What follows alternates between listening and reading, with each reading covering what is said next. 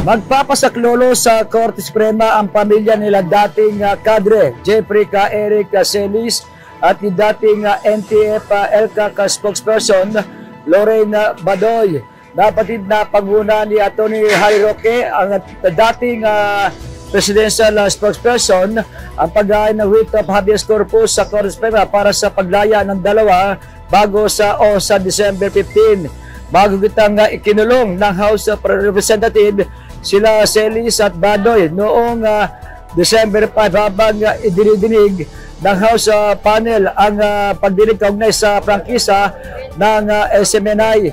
Sila Celis at Badoy ay mga anchor ng SMNI sa programang Laban Kasama ang Bayan at ipinaharap sa pagdinig kaugnay sa umunoy 1.8 billion travel expenses ni House Speaker Martin Romualdez.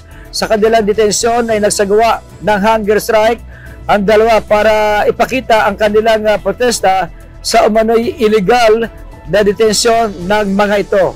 Mula sa kauna-unahan sa Pilipinas, DZRH, ito si Boy Gonzales, tuloy-tuloy sa pagbabalita, tuloy-tuloy sa serbisyo, sama-sama tayo Pilipino.